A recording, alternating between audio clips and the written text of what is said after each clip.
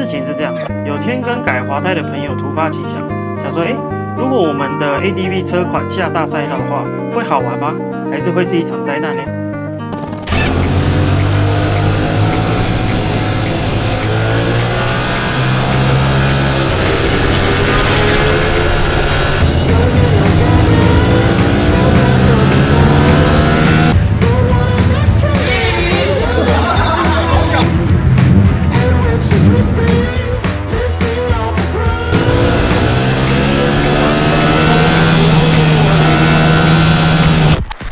这次除了跟大家分享 ADV 跑赛道的心得以外，毕竟力宝跑很快的影片很多了啦。那我也想说跟大家分享一下，就是像我们这种一般人新手第一次跑大赛道的话，需要注意的准备，还有心情上的一些分享。因为还没开跑前，我与 T700的朋友就一起遇到了一个重大难关，那就是大失眠。终于要下大赛道，所以我们非常兴奋。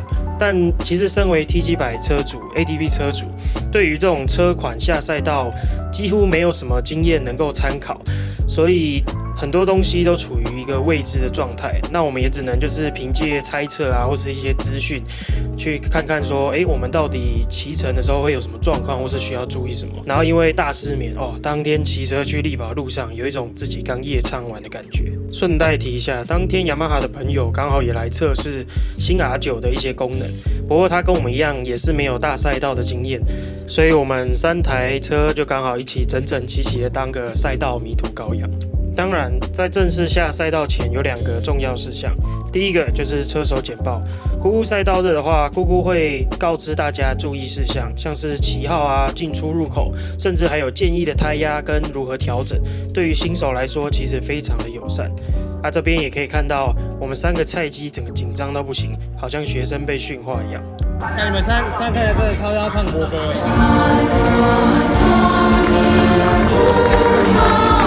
再来第2个重要的事情就是验噪音了。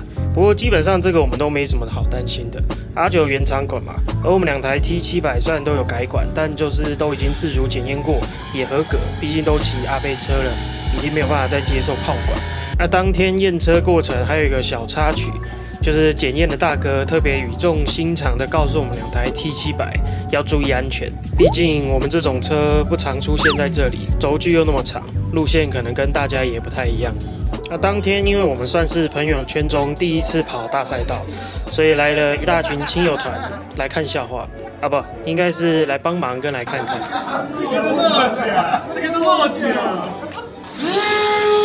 太大了。我们这种大咖虽然跑得慢，但是气势不能输啊！该有的车垫啊、驻车架啊，还有技师全都给他上。主打的就是白组的速度，但是绿组的态度。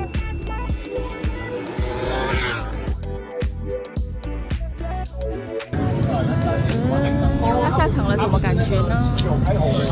我不是来环岛，等下就给用环岛出去，我让大司机有没有开定？我闭错眼睛了。很快，白组的第1节就来了，匆匆忙忙着装，甚至连这双车靴都是刚跟朋友买的，第一次穿就要出发了，心里真的紧张到爆表了。请问现在是什么感觉呢？他妈的超紧张。您现在是什么感觉呢？现在，哇，超讲不出话了。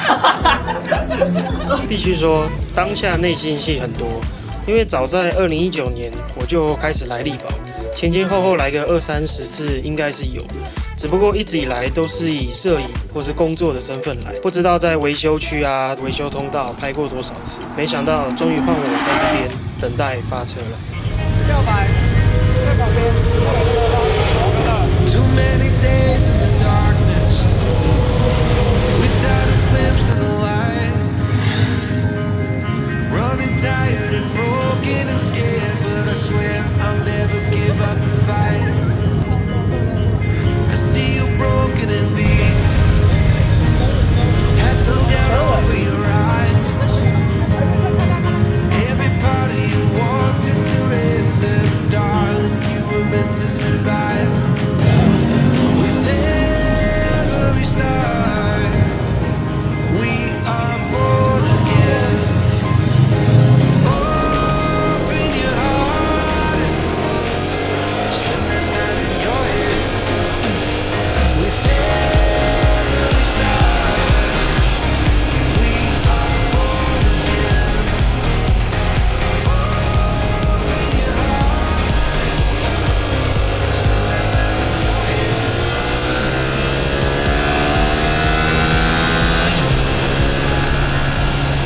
是我自己的见识不够，但当下能够骑着自己的车，真的在大力宝上面用力开油、用力刹车，然后看着朋友在身边一起吹油的感觉，哇，那感觉真的是太爽了。Just like a seed in a garden, you will grow to be tall.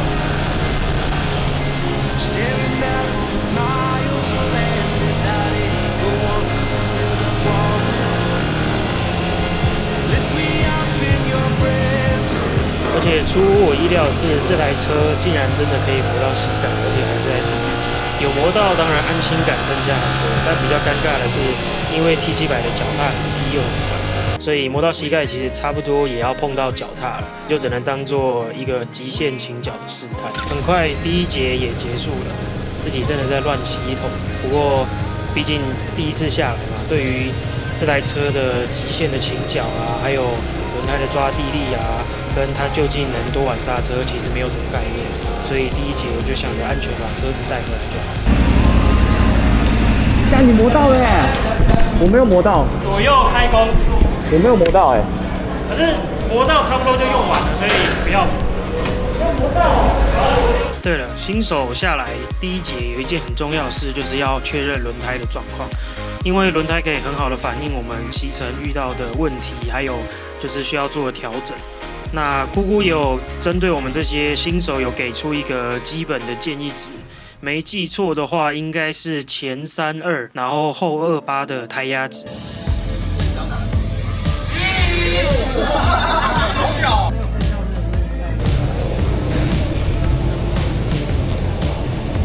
走吧。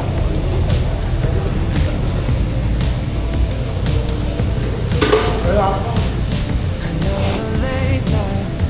可以啊。可以啊。可以啊。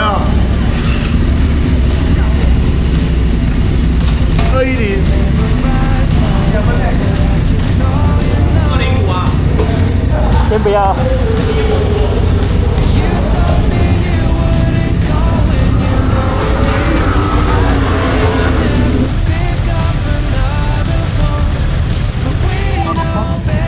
Box. Radio check. Radio check.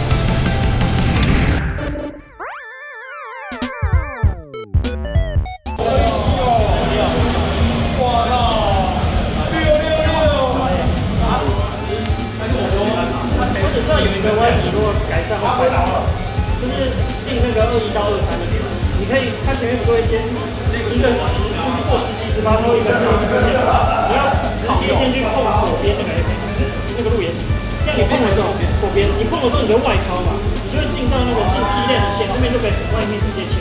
啊，对，我那边都是外面。我刚刚说我不想要什么，这样你要比我快点。因为这边的好时候，然后我直接翻右身回来这样回。你们要学拍那个 Rossi 回头的那个。对啊。哦。我这个时候挂左边，所以我是这样。对对对，然后你也可以啊。但这个是大直线，就是小直线，小直线，那小直线。我觉得有点说要反射，就是看你们在翻的，他们慢慢骑的，不行就不要了，不行我这边拍你们正常的线，我就觉得就是，然后我会跟你讲说，没有车，后面有车，后面有车，你后面有车。